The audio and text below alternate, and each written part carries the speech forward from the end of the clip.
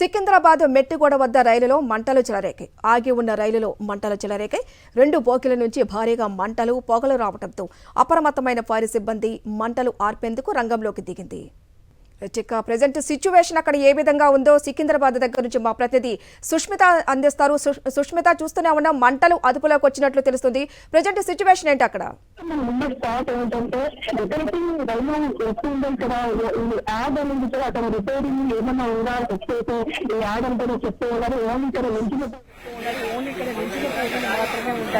చాలా regular rails అనేది చాలా తక్కువ ఇక్కడ వెళ్తున్నాయని కూడా చెప్తున్నారు. అయితే ఆగి ఉన్న రైళ్లు కూడా పూర్తిగా మనం ఈ ఏసీ కోచ్ లో ప్యాంట్రీకి సంబంధించిన ఐటమ్స్ చాలా ఉన్నాయని కూడా చెప్తూ ఉన్నారు. అయితే పూర్తిగా ఎలక్ట్రిక్ కావడంతో కూడా మొత్తం పూర్తి బోగీలు ఇక్కడ నిలిచి ఉన్నాయి. అయితే ఆ సమయంలో మొత్తం 10 బోగీలలో ఉన్న చాలా వర్క్స్ చేస్తూ ఉన్నారు ఎలక్ట్రీషియన్ కి సంబంధించి కూడా. ఆ సమయంలో పక్కన బోగీలో ఉన్న రిపేరింగ్ వాళ్ళు కూడా సడన్ గా చూసి ఇక్కడికి వచ్చినట్టు కూడా తెలుస్తుంది. అయితే పూర్తిగా వర్క్స్ జరుగుతున్న సమయంలోనే కూడా ఇక్కడ షాప్ సర్వీస్ అయినట్టు కూడా చెప్తున్నారు.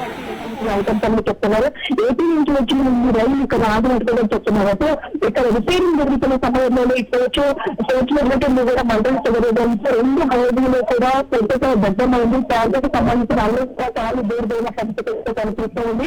అయితే దీనికి అటాచకులో మరో బోగీలు కూడా అటువైపు ఒకసారి మంటలు రాగానే కూడా డిటాచ్ చేసినట్టు కూడా చెప్తున్నారు.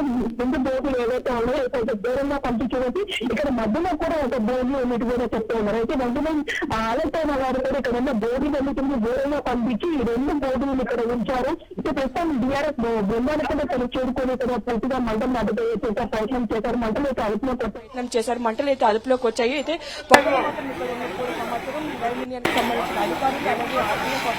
పరిస్థితులు అయితే చూస్తున్న పరిస్థితి కనిపిస్తున్నాయి. అయితే 10 ప్రాంతంలో జరిగిన ఈ ఘటన అయితే వెంటనే అలర్ట్ అవడంతో కూడా లోపల జనాలు ఎవరూ లేకపోవడంతో పెళ్లి ప్రమాదం తప్పినట్టుగా కూడా తెలుస్తుంది. అయితే 2 కోచ్లకి మరో 2 బోగీలు కూడా అటాచ్ అయి ఉన్నాయి. అయితే 2 బోగీల్లో కూడా ఎవరు లేకపోవడంతో కూడా చాలా ఎవరికి ఎటువంటి హాని జరగలేదని చెప్తున్నారు. ప్యాచ్కి సంబంధించిన ఐటమ్స్ ఉండడంతో కూడా అవన్నీ చాలా కూడా తెలుస్తుంది.